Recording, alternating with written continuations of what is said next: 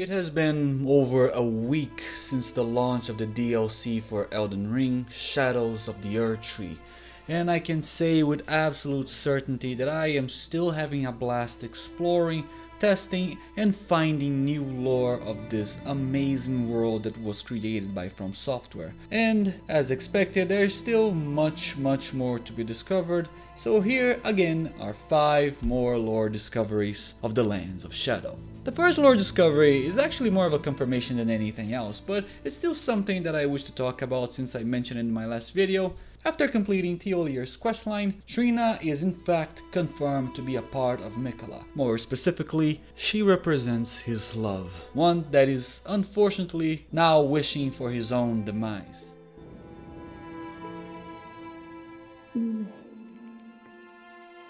Miquella, stop. Don't turn the poor thing into a god. Miquella's abandonment of his love could represent the fact that he has completely thrown himself into madness, the madness of godhood and the true imprisonment that it actually represents. In fact, Trina herself warns us of such a thing. It's interesting to contemplate the relationship between Trina and Miquella and how they are very similar in comparison to both Marika and Radagon. Both are different sides of the same coin, and still one side seeks to stop the other. There is conflict in their duality, stating that perhaps the division of the soul within the Elden Ring lore is not a good thing, that invites further conflict, further suffering, further madness. Now, for the second lore discovery, did you know that the Elden Beast was not the first star, nor was it the first agent of the Greater Will within the Lands Between? That title goes for Midra, the Mother of Fingers and Daughter of the Greater Will.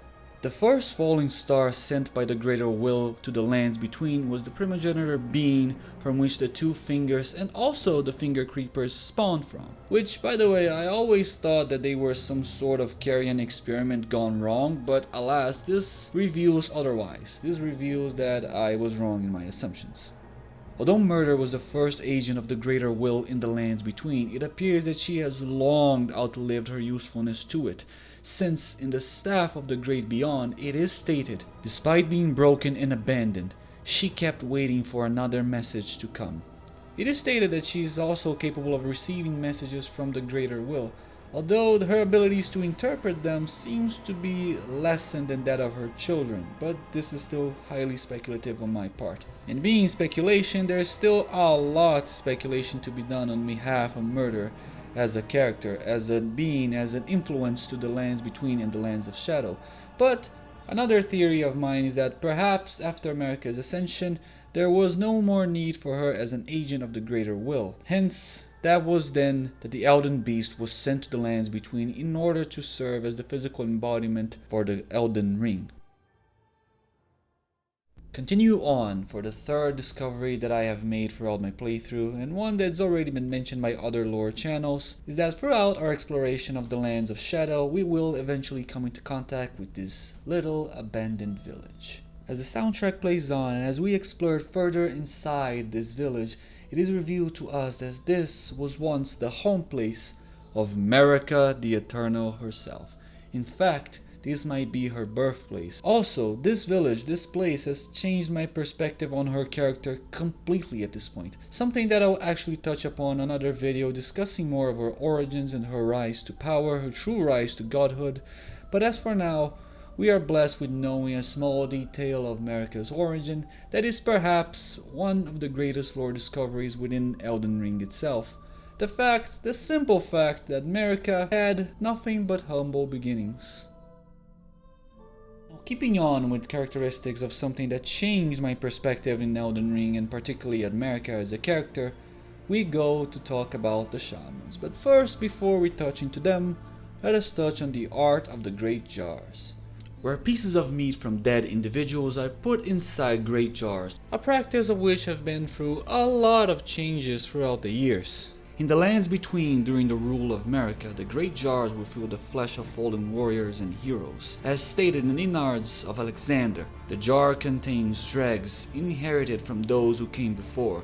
Thus a warrior passed from jar to jar, carrying dreams of greatness.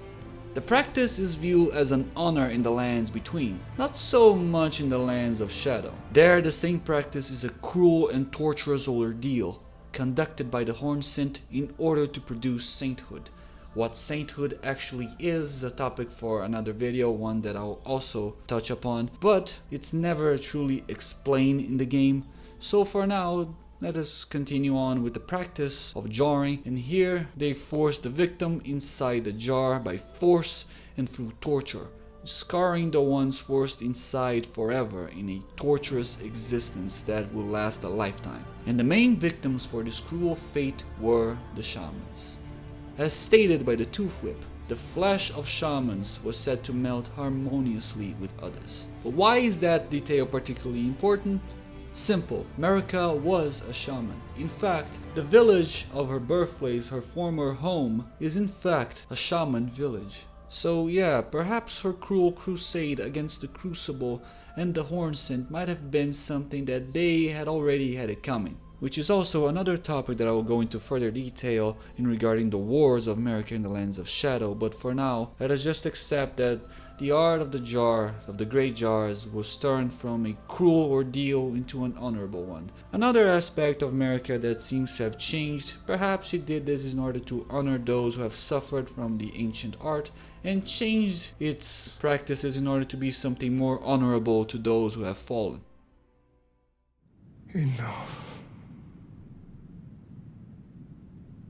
I have endured more than enough. And now for the final lore discovery, and a very juicy one. It is no surprise that we were not the first candidates to become the Lord of Frenzy, assuming you were following that path during the base game. As you probably would have noticed, Pike was another candidate, one that failed, but it seems that this maddening rabbit hole goes a little bit deeper than that. Enter Midras, the Lord of the Mens, one that we find in perhaps the most terrifying place in all of From Software's games. Hell, it's so terrifying that not even Torrent dares to walk through it. And this dude been through a lot. But as we walk through this nightmarish place, we eventually arrive at Midra's Mons. Subsequently, we meet Midra himself. Oh, and by the way, before I go into more context of Midra's and going a little bit off topic, the woman in this picture, this painting more specifically, is not Marika. So yeah, if you enjoy the theory that this is Marika being naughty or actually trying to pretend to be someone else, sorry.